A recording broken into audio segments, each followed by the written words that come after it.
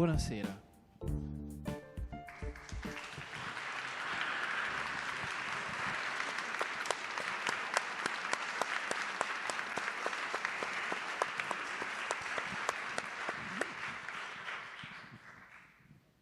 Grazie Gabriele Lavia per essere con noi. Grazie a tutti i membri della compagnia teatrale dello spettacolo Re Lear, che è in questi giorni, da ieri sera al Carignano, sino al 30 novembre, nell'ambito di una produzione che ha già toccato Roma, Milano, Lugano e viaggerà poi a Bolzano e a Firenze. Nel 1972, vestendo i panni di Edgar,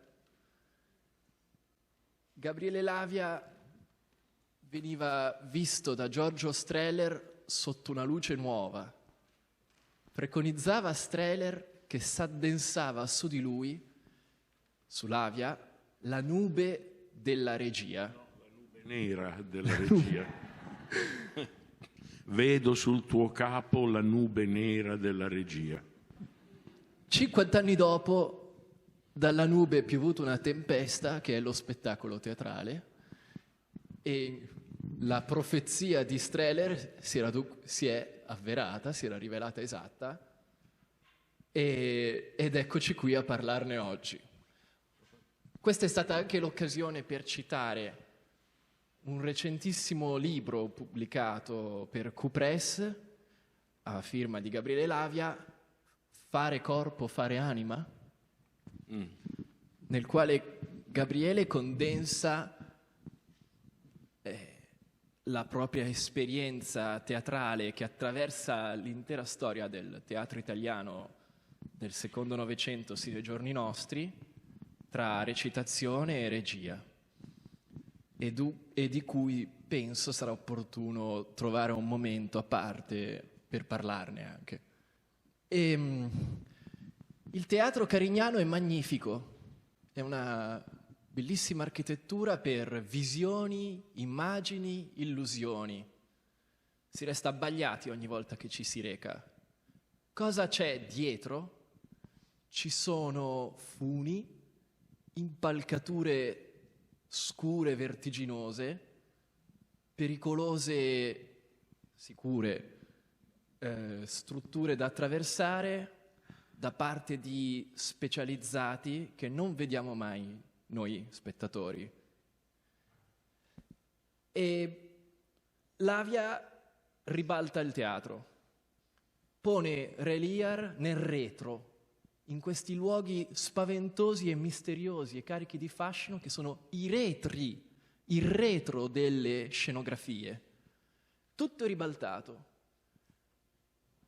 Tutto avviene in questo spazio non decorato, bensì decadente, decrepito, che assume l'aria di una inquietante eternità. Tanto quanto è eterna la vicenda di Re Lear,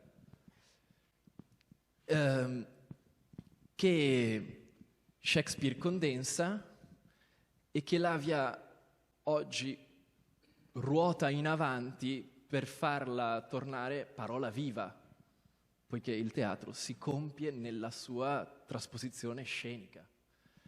E questo avviene nello spettacolo, nel quale, oltre alla vicenda tragica di Lear, un'atmosfera da décadence, da cabaret, permea l'intera vicenda.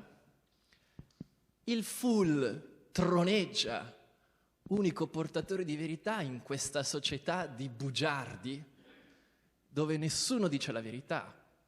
E quando annuncia di andare a letto, buonanotte, io mi risveglierò a mezzogiorno.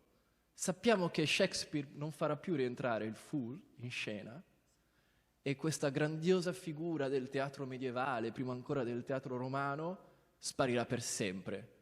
Amleto lo incarnerà come nostalgia, malinconia, ricordo e tutto sommato anche desolazione di un intellettuale che non trova sito nella società.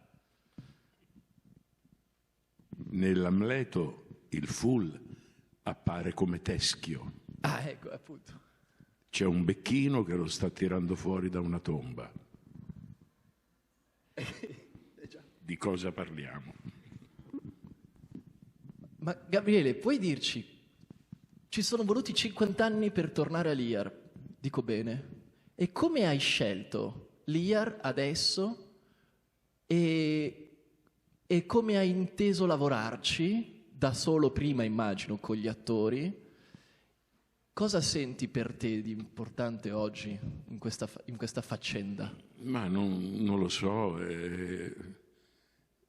Sentivo dentro di me che prima o poi avrei dovuto fare Relir.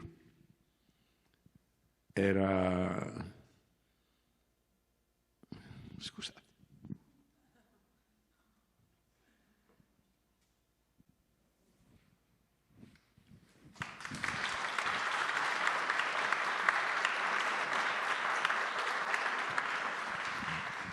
Era una promessa che avevo fatto a Streller.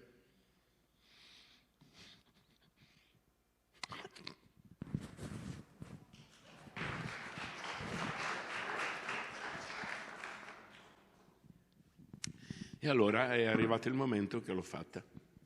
Ecco, tu farai, mi diceva sempre Giorgio, vedo sul tuo capo la nuvola nera della regia, e così alla fine sentivo che dovevo rendergli qualcosa che mi aveva prestato. E infatti ho voluto usare la stessa traduzione, uno spettacolo completamente diverso. Giorgio aveva fatto uno spettacolo costruito, io, ma è nel mio stile, ho fatto uno spettacolo distrutto. I costumi che noi usiamo sono vecchi costumi trovati casualmente in vecchi bauli abbandonati su un vecchio palcoscenico dove ci sono casse a volte vuote, a volte chissà che cosa c'è dentro. Nel nostro caso c'è un personaggio che viene fuori dalle casse ed è il Fool. E quando telefonai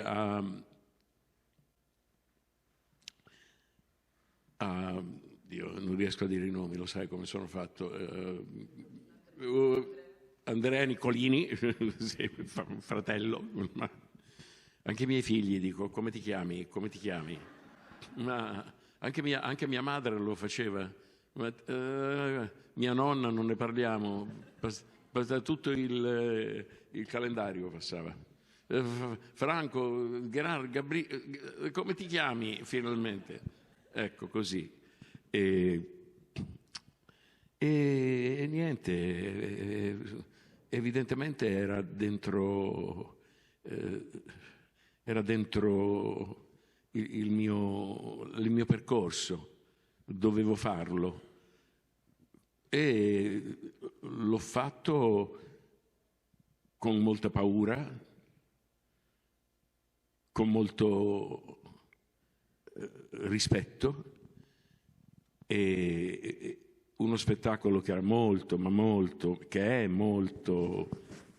una storia completamente diversa da quello di Streller, che è uno spettacolo inarrivabile, e quando, a parte che non so quanti mesi abbiamo provato, Streller non voleva mai andare in scena, ma questo era tipico di Streller, non volere mai andare in scena, ma lui aveva anche la possibilità di recitare il ruolo di chi non voleva mai andare in scena.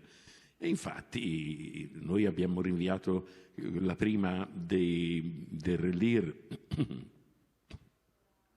mesi. A un certo punto lui finse alla prova generale, che finì alle 7:30 del mattino per provare solo il primo atto. Gli atti sono 5 in Shakespeare, che in genere vengono fatti in 2 tempi. E per rinviare ancora la prima finse un colpo apoplettico.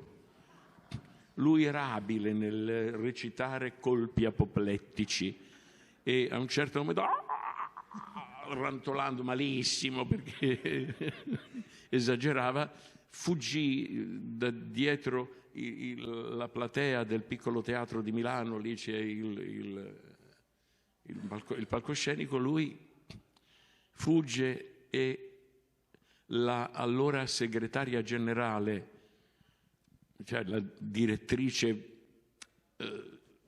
organizzativa, economica, di tutto, che era Nina Vinchi, fermò tutti, come a dire, nessuno gli vada dietro, perché domani noi debuttiamo. Noi sapevamo che non eravamo pronti, avevamo provato qualcosa come 6 mesi, ma non eravamo pronti, e veramente non eravamo pronti. E va bene, torna Streller, va bene, qualche bestemmia infilata dentro, e questo intercalava spesso con un linguaggio da scaricatore di porto, e dice: volete la mia morte? Va bene, andiamo in scena, ma sappiate, sarà un disastro, sarà una cosa orribile, poi ce lo racconteremo. E manda via tutti, erano le 7 del mattino. E noi, sì, la prova era cominciata alle 6 del giorno prima, di pomeriggio. E ce ne andiamo a casa, così. Io guardo Beppe Pambieri e dicevo, arriva il giorno dopo.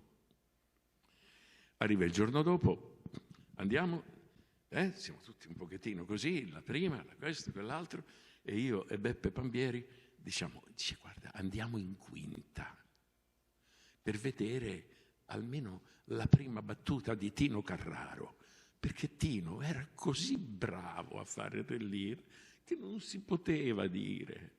E quindi noi, quando lui provava, che bello, che meraviglia.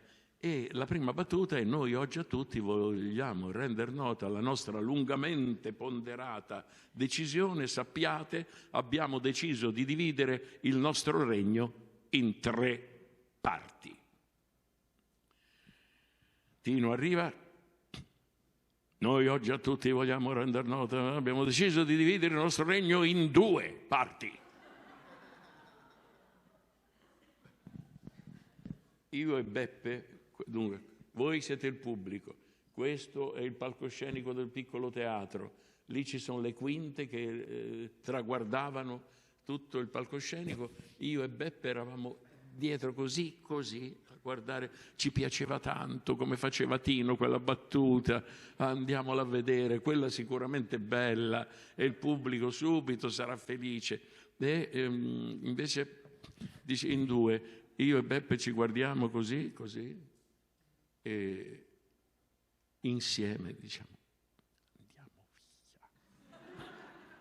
via. Perché è iniziato troppo male. Se è iniziato così, come può continuare? Se uno dice divido il regno in 2, non c'è più il Rellir, capito? Solo non c'è.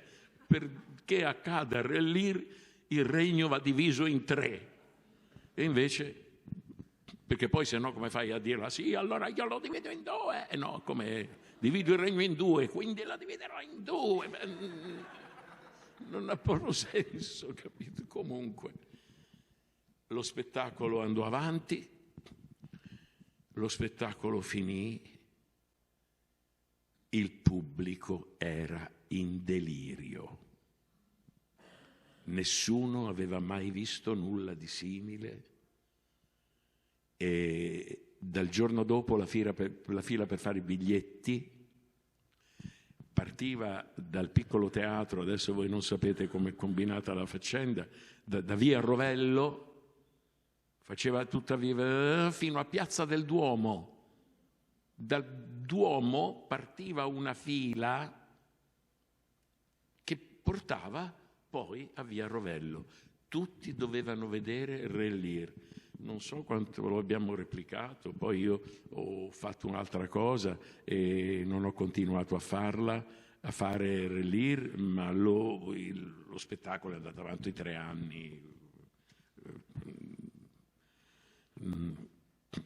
E quindi a questo punto mi sembrava, volevo fare un ricordo del maestro, e così l'ho studiato, e secondo una mia poetica non nuova, perché mi somiglia per tante cose che io faccio, quasi tutte, la mia poetica è quella di un teatro abbandonato, un teatro distrutto, costumi a pezzi, dove trovati per caso, come un cumulo di cose gettate a caso, la più bella cosa ordinata. Chi lo ha detto? Signora, non mi tradisca.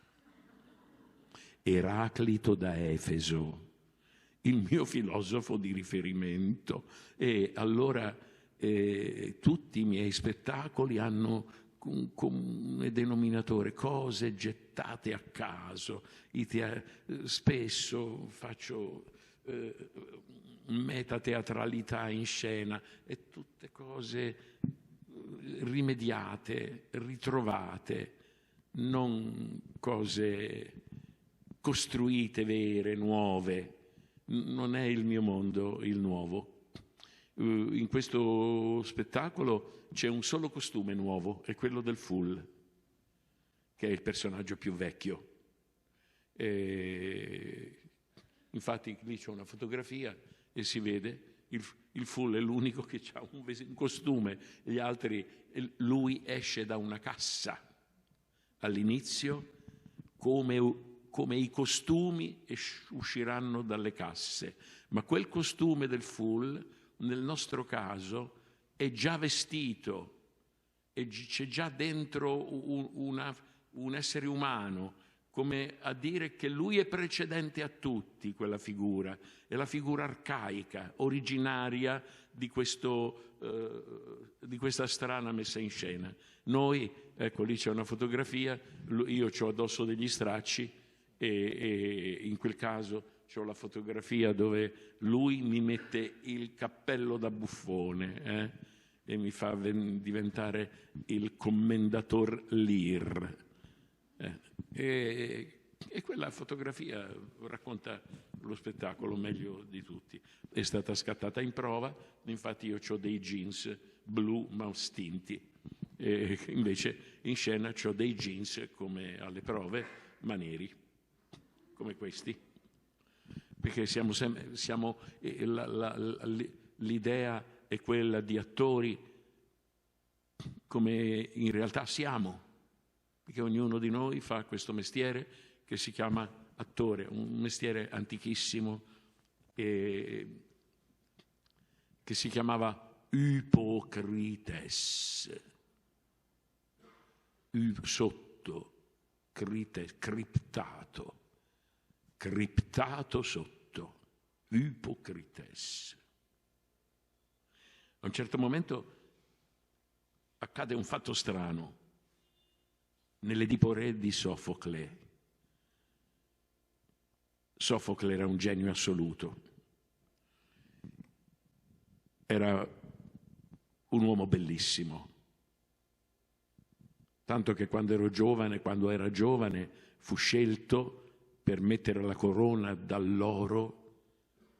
Era un Efebo, ma era il più bello, quindi lui mise la corona d'alloro in testa al capitano Eschilo, che aveva vinto la battaglia di Salamina. Che strano destino! Aveva distrutto l'esercito persiano. Per capire la grandezza di Eschilo bisogna sapere che lui da quella vittoria torna a casa e scrive una tragedia intitolata I Persiani, tutta dalla parte dei persiani, sconfitti. Quindi, costringendo il pubblico ateniese a guardare e avere pietà per i persiani sconfitti. Che gente c'è stata a questo mondo. E Sofocle è un grande innovatore e combina una cosa che il teatro poi userà tantissime volte, o quasi sempre. Alla fine dell'Edipo Re, c'è il coro che fa questa cosa veramente molto importante. Si gira, il coro che sta lì, qui c'è la schenè. O tu, Edipo, perché facesti questo e quell'altro? Questa volta, alla fine, quando Edipo con gli occhi insanguinati, non si sa come accadeva questo, è un dubbio, ma Edipo, quando entra che si è cavato gli occhi, ha la maschera o no? Il sangue che gli cola è un'altra maschera che ci ha dipinto il sangue o no? Noi non lo sappiamo questo. Io ho una teoria, che lui non ha più la maschera. Perché? Arriva il coro finale. Il coro finale dell'Edipo, questo si sa storicamente, si gira verso gli spettatori. La scena è dietro. Gente di Tebe. Come Tebe? Gente di Tebe. Scusi, ma siamo ad Atene. Gente di Tebe. Guarda questo Edipo, quello che scioglieva gli enigmi, a quale grado di orrenda sciagura è giunto. E così nessun uomo chiamerete felice se prima di vita il traguardo non ha superato senza avere patito dolore. Cioè, siccome tutti hanno patito almeno un dolore, non esiste uomo che non abbia patito dolore. E questa frase, il coro che stava nell'orchestra la faceva togliendosi la maschera e girandosi verso gli spettatori. Pensate quello che è successo quando accadde per la prima volta. Yeah! Gente di Tebe, con la faccia come gli spettatori. Guarda questo Edipo, il quale non ha la maschera perché si è cavato gli occhi. Cosa è successo quella volta ad Atene con l'Edipo? È cambiato il teatro, per sempre, Per sempre. Il teatro, come ce l'abbiamo oggi, lo dobbiamo al finale dell'Edipo Re. Basta, ho parlato troppo. Vai. Oh.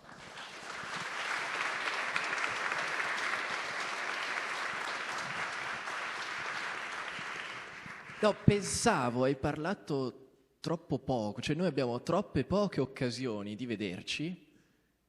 In verità ti vogliamo bene e desideriamo sempre che tu torni a Torino.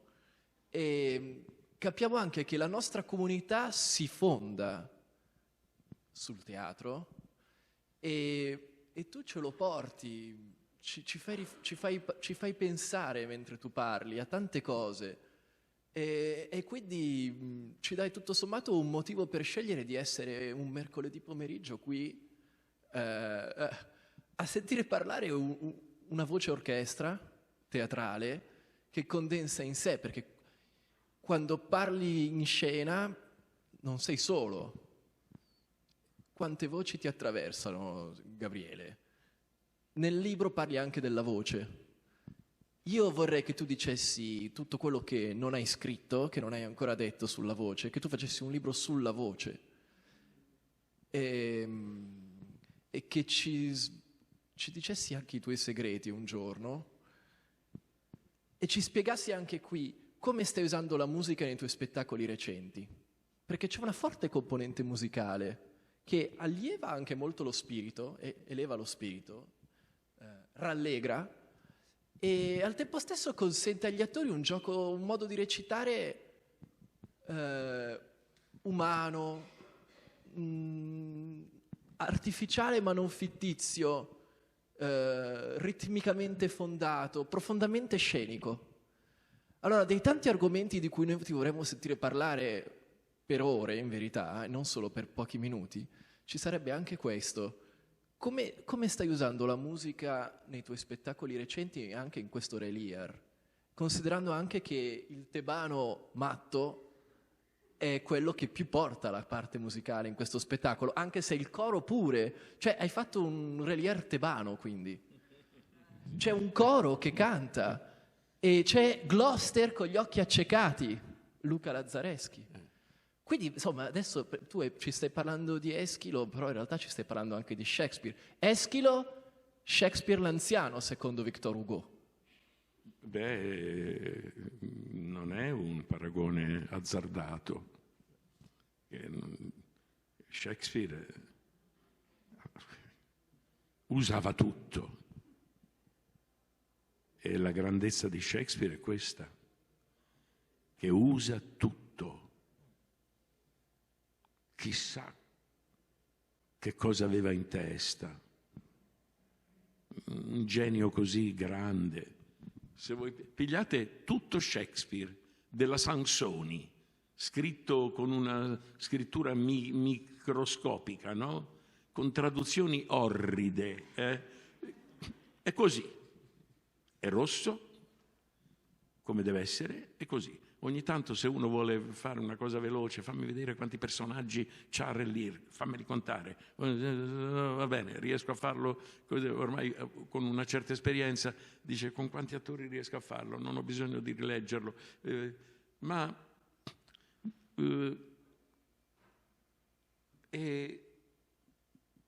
Tanto più o meno non puoi usare più di un certo numero di attori perché poi la produzione non te li dice no. Il regista, io ho tagliato 5-6 attori quando sono andato al Teatro di Roma, perché questa è una produzione del Teatro di Roma, ho detto questa cosa qui, anzi la verità, come è nato questo Relier, è nato che non c'era ancora il direttore al Teatro di Roma e quindi c'era una sedia vacante, ma c'era il presidente e c'era la segretaria generale, e entrambi miei vecchi cari, uno per la segretaria perché io ho diretto il Teatro di Roma e quindi la conoscevo, è un'amica carissima e ci frequentiamo sempre, e il presidente invece è Francesco Siciliano, che è il figlio di Enzo Siciliano, con il quale eravamo amici finché lui è stato in vita, e poi adesso Francesco è mio amico perché eravamo amici, lui era un bambino e io andavo a casa loro, venivano a casa mia. E quindi viene a Milano. Su cosa stavamo facendo? Cosa stavamo facendo quando è venuto? Goldoni. A Goldoni? Un curioso accidente? Stavamo facendo un curioso accidente di Carlo Goldoni, dove c'era anche il Full e anche Beatrice, certo, c'erano tutti.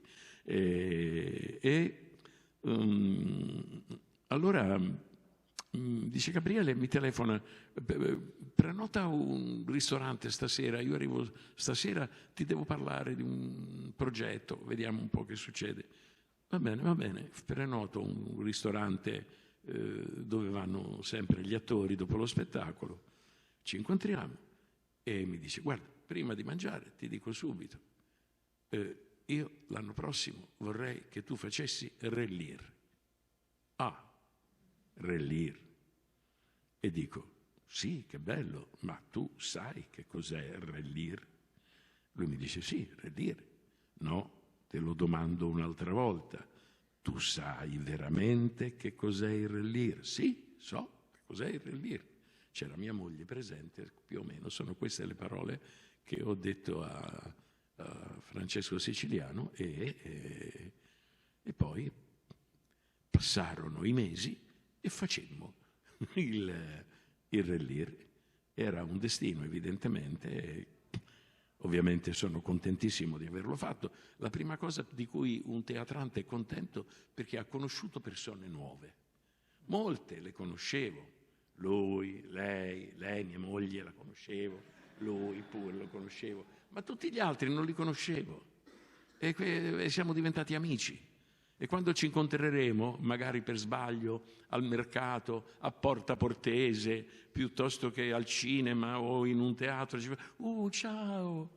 E noi, in quel ciao, c'è come un flashback di tutte le prove, di tutte le recite del Re Lear, come sono gli attori quando si incontrano. Io col Full, con Andrea Nicolini, non so quanti spettacoli abbiamo fatto, una quantità ormai innumerabile. Sì, perché poi lui, essendo musicista, molte volte mi ha fatto le musiche degli spettacoli. E quindi a me piace lavorare più o meno sempre con le stesse persone, per pigrizia anche perché gli altri non li conosco, quindi non so come recitano, come fanno.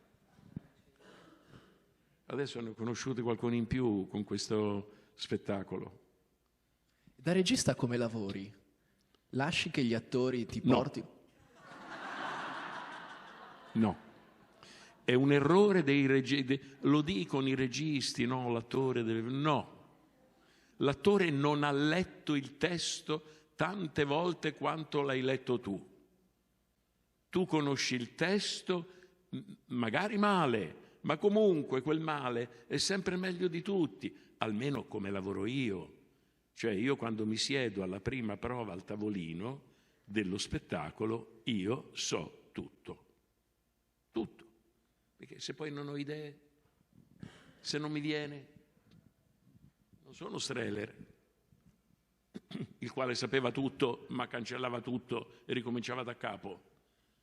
Ma c'erano mesi e mesi e mesi di prove, Noi viviamo in un'altra filosofia della messa in scena, che è una filosofia economica molto diversa. Anche se ho diretto il Teatro Stabile di Torino, il Teatro di Roma, il Teatro di Prato, nello stesso tempo non è che avevo il piccolo teatro di Milano, quando c'era Streller, perché era lui, senza di lui.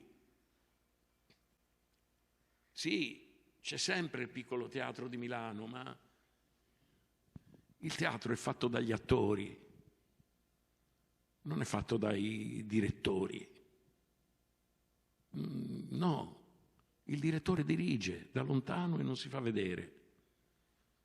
E gli attori e anche il regista è un attore.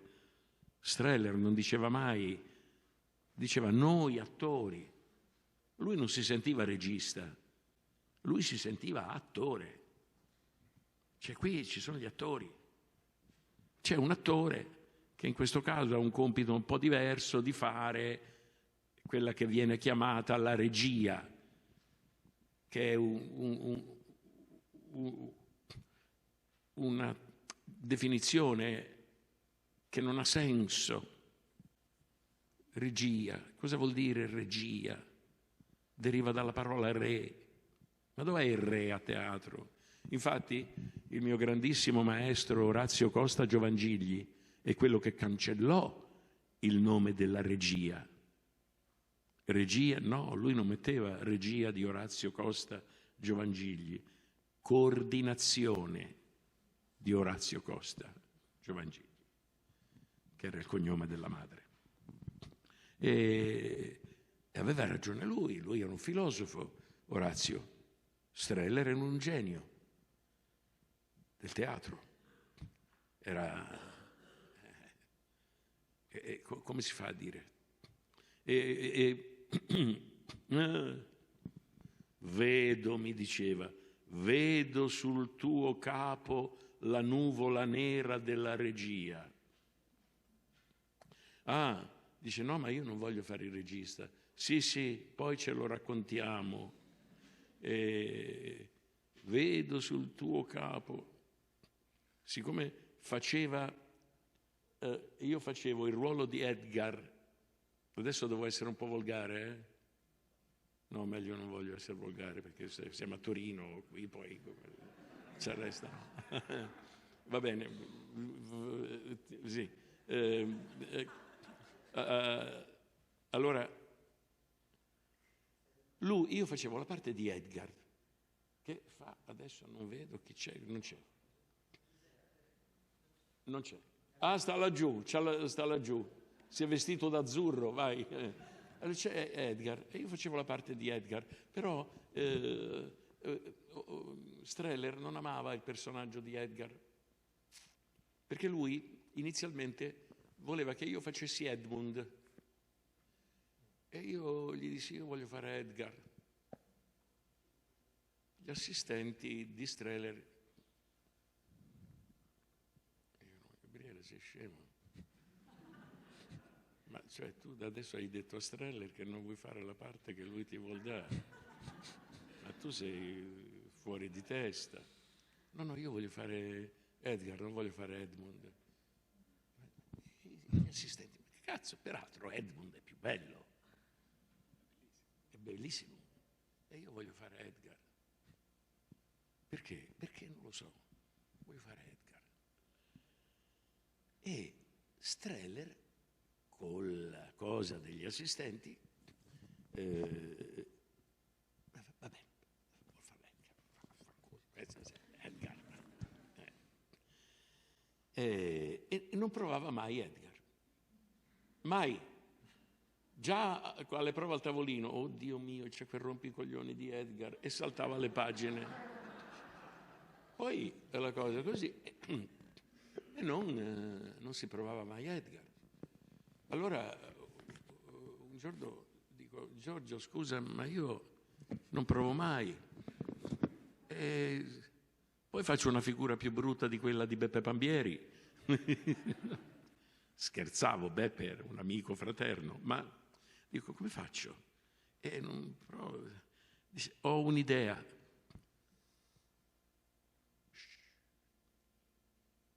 Silenzio. Il maestro Lavia ha un'idea.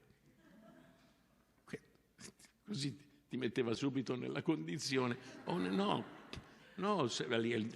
Un'idea di quando lui fa il monologo che scappa, quello che praticamente racconta come sarà tutta la sua parte da quel momento in poi.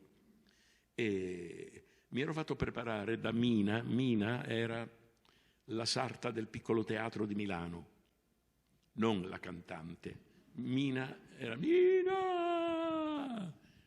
Ogni tanto, e com'era allora che c'era una specie di due cantine, una cantina dove sostavano gli attori, c'era anche un baretto per gli attori, e poi un'altra cantina che era quella della sartoria, e tutto accadeva lì al Piccolo Teatro, quei capolavori fatti, Galileo di Brecht, l'opera da 3 soldi, accadeva tutto in quel buchetto. E allora mi dice, dico, ho avuto un'idea, ho chiesto a Mina di prepararmi questo mantello, ti faccio vedere la scena com'è. fermi tutti, ora il maestro Lavia ci fa vedere come sarà la scena. Con questo clima, no? Capito?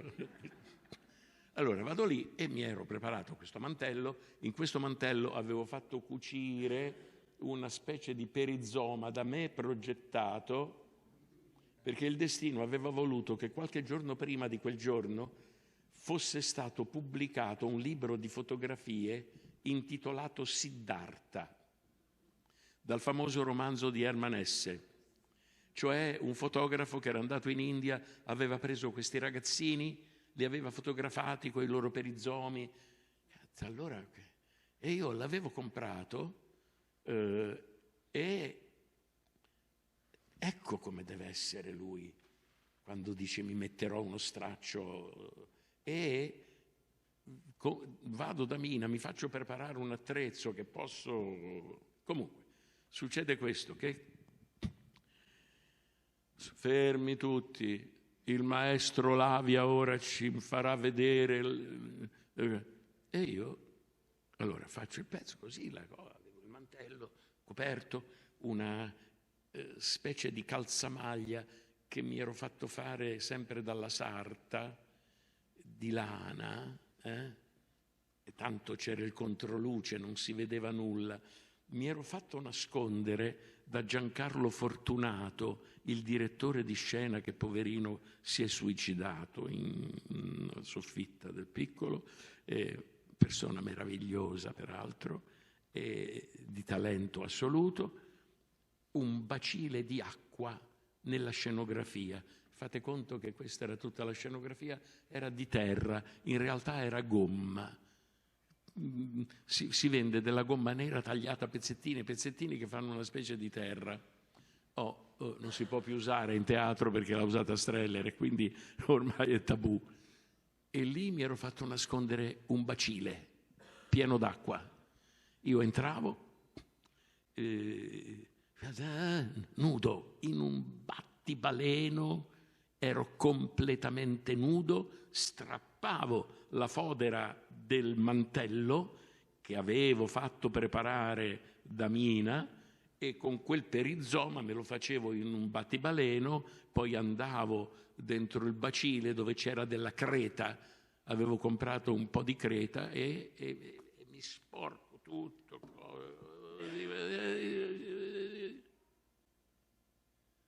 Ecco Giorgio, io avevo pensato una cosa del genere.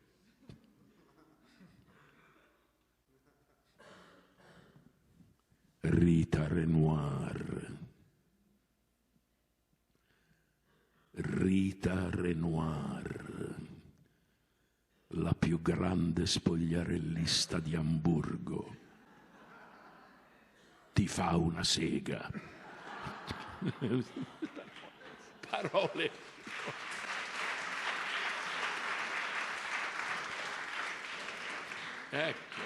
Ecco, vedete?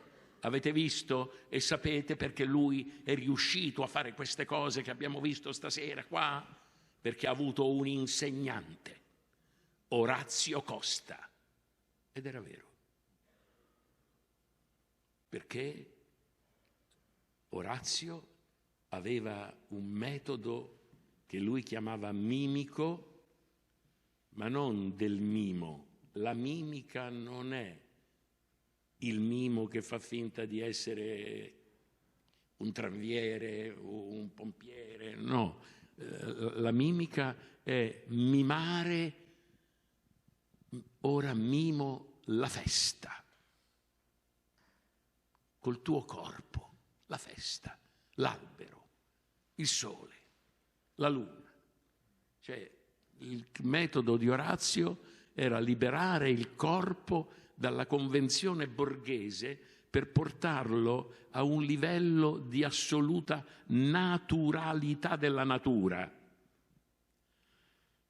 Una cosa molto complessa.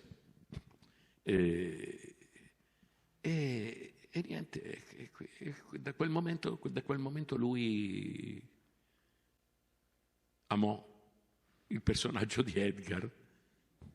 Quando vennero gli attori di Peter Brook che facevano in Allora a Milano Il sogno di una notte di mezz'estate, quello spettacolo meraviglioso tutto sui trapezzi da circo. Erano, capito, i personaggi del bosco, della fantasia, i semidei del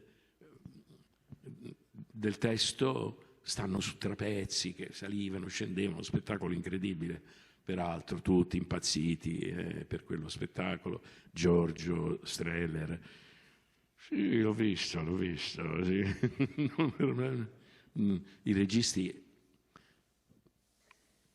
sono molto felici quando un altro regista toppa, come si dice. Sì. No, ho visto. Che peccato, poteva essere dentro, c'è una felicità profonda, perché sono così. Anche a me quando dicono ho visto lo spettacolo di... com'è? E io spero sempre orrendo. No, invece è venuto molto bello, è veramente uno spettacolo, tu esci da quello spettacolo, bello, voglio andarlo a vedere, è così. È fatale, è come... I registi sperano che tutti gli altri siano pessimi e solo tu il più grande regista del pianeta Terra. Il teatro è fatto in questo modo. Ho visto un'attrice. C'era un'attrice, com'era? Bravissima, guarda, io ho pianto tutto il tempo. Ah sì? Mia moglie, davvero? Come si chiama? Ma è così. È così. C'è un dolore profondo. È come quando che ti posso dire? Non so, che un pittore che va a vedere un quadro di Van Gogh. Chi è questo? Quando vede quelle pennellate fatte in quel modo. No, la pennellata che vuole raccontare solo di essere una pennellata.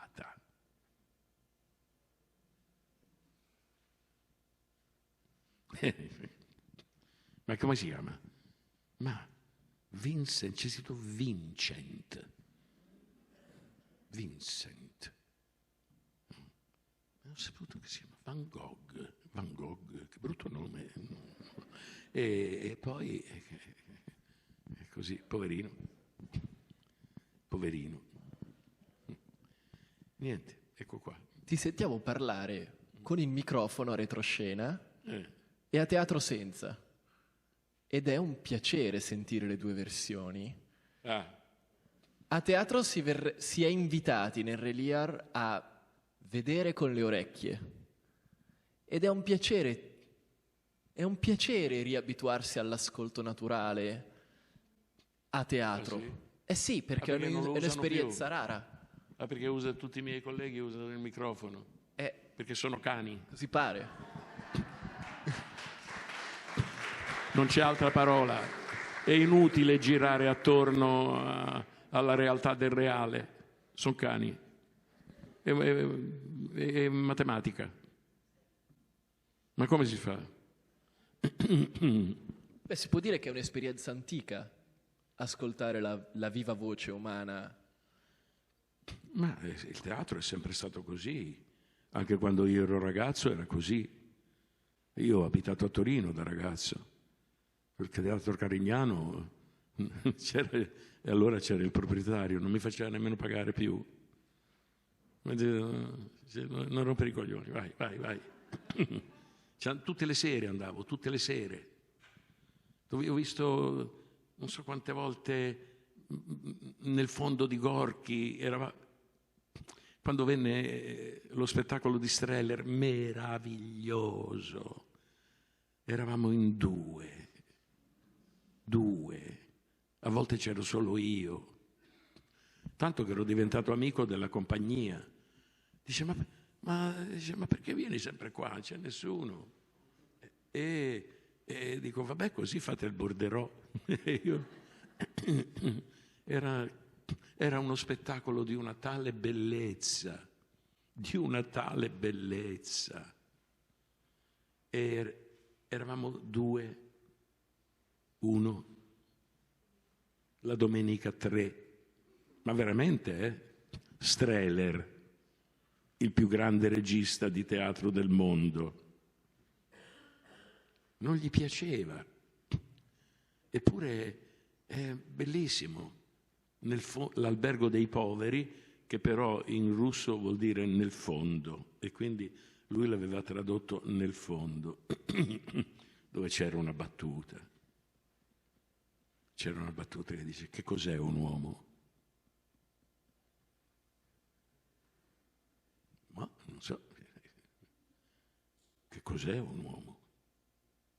Io sono un uomo, tu sei un uomo, anche tu sei un uomo, e tu, quella battuta meravigliosa di Gorky, che dice: come hanno potuto scrivere una frase del genere, una battuta del genere, dove il destino dell'uomo è uno solo e essere lo stesso dell'altro.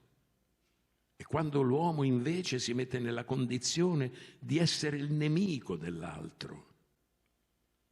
Che cosa ha scritto Gorky? Non si fa mai, ci vogliono troppi attori. Però Strehler, quando andò via dal piccolo teatro, quando lo cacciarono dal piccolo teatro, perché bisogna dire, perché c'erano i socialisti, allora lui si era iscritto al PD, che allora si chiamava in un altro modo, allora lo mandano via, lui se ne va, perché anche questo dobbiamo dire, che il più grande regista del mondo fu cacciato via. Hai voglia che poi gli hanno fatto il teatro chiamato Giorgio Strehler, ma quel teatro, che è orrendo peraltro, lui non ci fece mai uno spettacolo. È un teatro fatto da Zanuso. Lasciamo perdere, vai. Non scherziamo. Tenetevi stretto il Carignano, per carità, alla misura umana. Il teatro deve essere umano. Se non è umano, che cos'è? Che di cosa parliamo? Il teatro Strehler è un hangar. Bellissimo. Il teatro Strehler, poverino, l'hanno chiamato Strehler. Strehler non ci ha mai non ci ha mai lavorato. Alla fine dice: no, io in quel posto orrendo, no, Zanuso, quando veniva e diceva: no, ma quello è quel mostro basodovico, non capisce niente di teatro. Non diceva niente, ovviamente, Strehler, quando parlava era molto, come posso dire, scaricatore, ecco. E poi, alla fine, dice: va bene, faccio uno spettacolo qui, in questo teatro, che non si chiamava ancora Strehler, perché Strehler era vivo. E dice: però non prosa, faccio un'opera lirica, Così fan tutte di Mozart da Ponte, va bene. E a un certo momento viene il giorno in cui da domani proviamo in teatro. Eravamo il giorno di ieri, in cui si può dire domani proviamo in teatro, e Giorgio, che abitava a Lugano, aveva una villetta a Lugano, andò a Lugano e invitò a cena il suo medico, la moglie del medico, e così, 2 o 3 amici. E quando finisce la cena, il medico di Giorgio Strehler telefona ad Andrea Jonasson, che era stata la compagna di Strehler per molti anni, e adesso lui aveva un'altra storia. E finisce questa cena, telefona ad Andrea e le dice: Andrea, scusa, sai, se ti disturbo, ma sono stato a cena da Giorgio fino a poco fa, non lo so, ho visto che c'è qualcosa che non va bene. Io andrei subito da lui. E quando Andrea Jonasson prende la macchina, va su a Lugano, e quando Andrea Jonasson va a Lugano e bussa, Streller è morto. Quindi non dirò quello che ha detto la compagna di Streller in quel momento, perché è troppo orribile.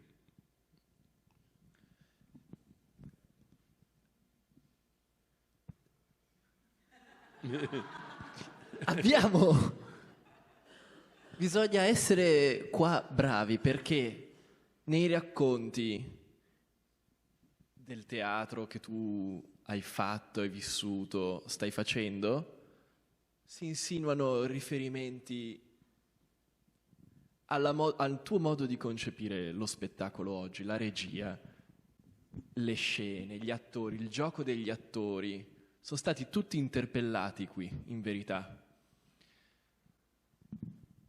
Il nostro compito, credo, è di prendere tutto quello che ci dai e guardare avanti, guardare al domani. Intanto guardare lo spettacolo e lasciare interagire questi racconti per chi ha la fortuna di ascoltarli, e lasciarli interagire nel mondo, nel paesaggio interiore che ci hai dispiegato, che è un paesaggio ricchissimo di riferimenti.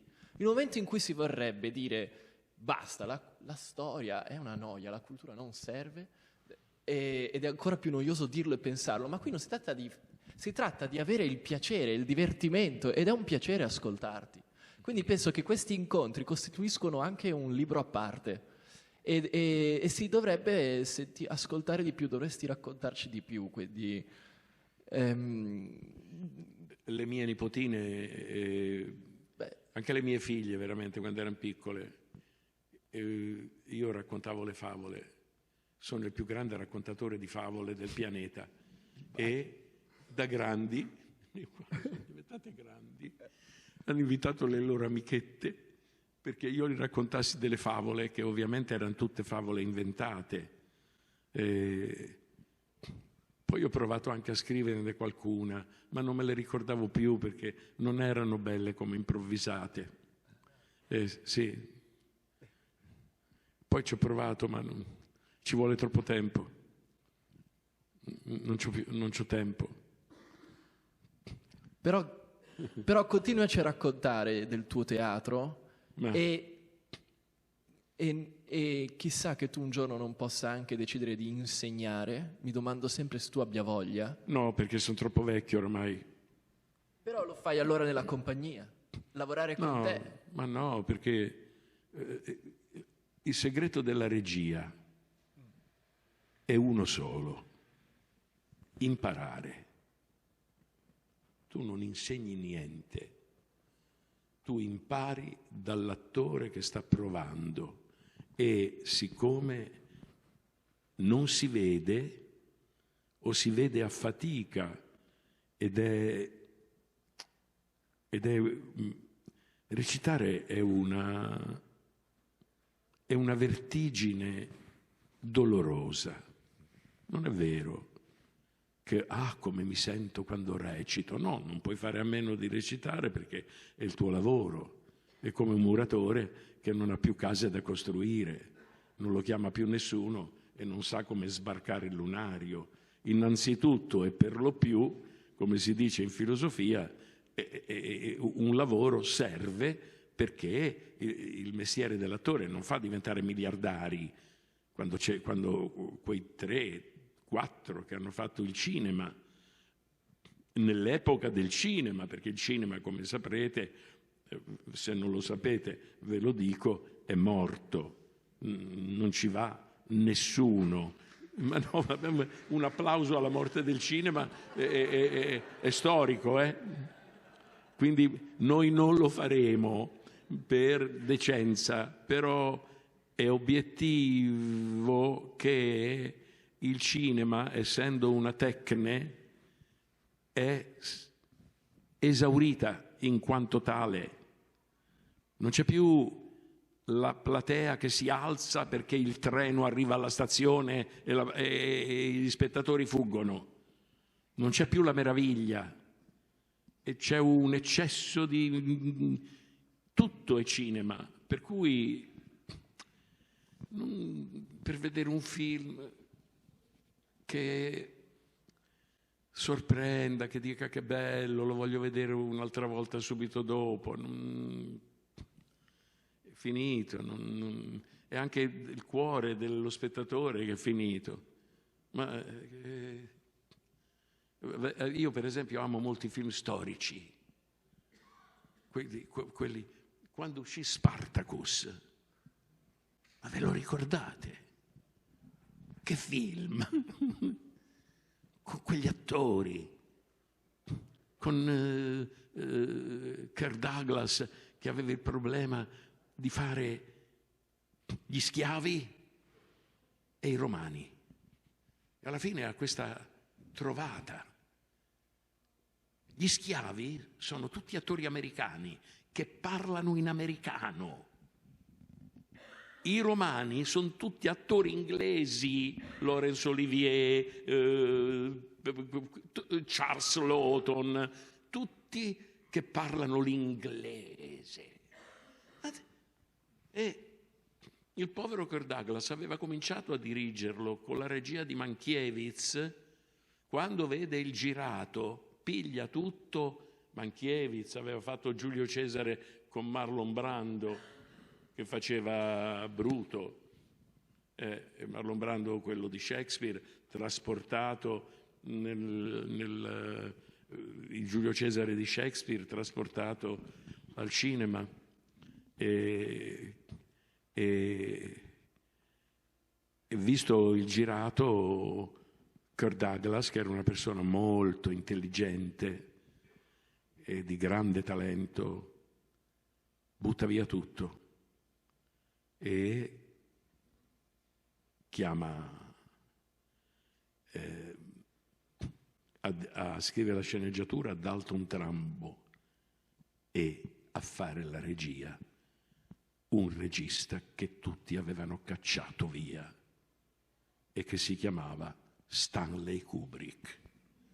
E Stanley Kubrick fa la regia del Spartacus e fa la lotta fa un'altra storia dove gli schiavi sono i comunisti e i romani, fa un'altra storia perché chiama Dalton Trumbo a fare la sceneggiatura. Beh, figurati, Dalton Trumbo non faceva più una sceneggiatura perché, come si chiamava la persecuzione che hanno fatto a Hollywood? Il maccartismo, l'avevano via, non c'era niente. E Kirk Douglas chiama Kubrick dice: io però se devo riscrivere la sceneggiatura io voglio Dalton Trumbo.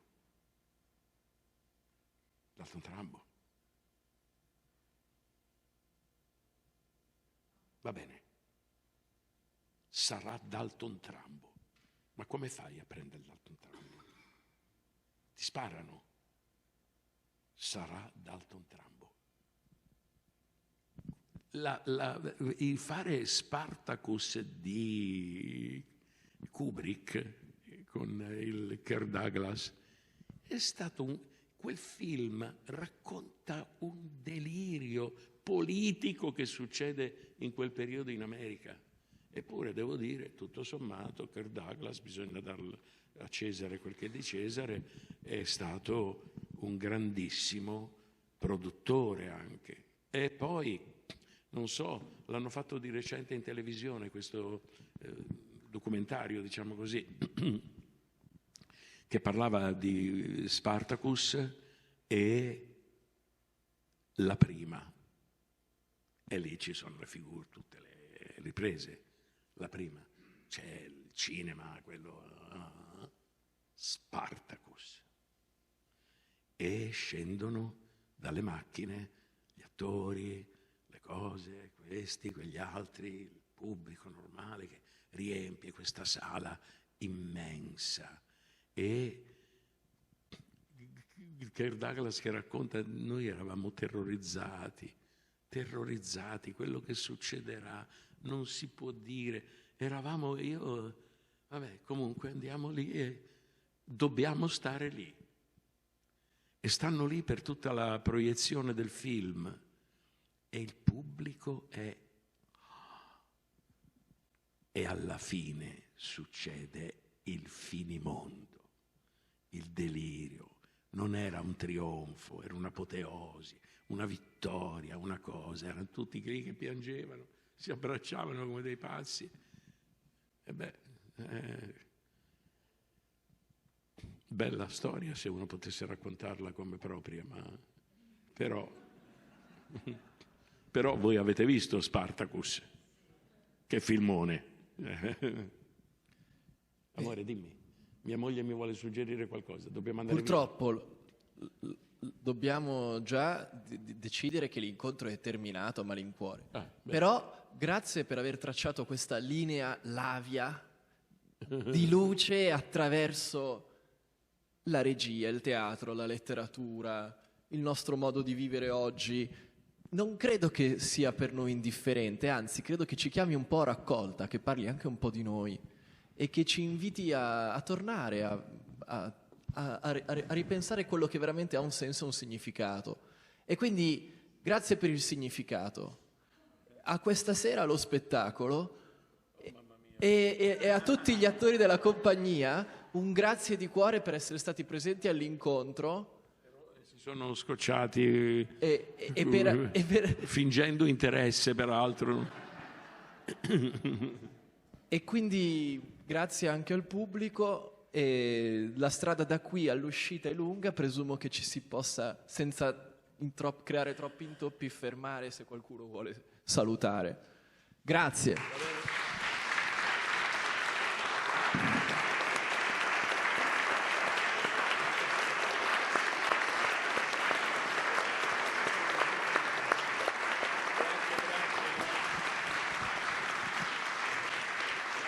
Grazie maestro.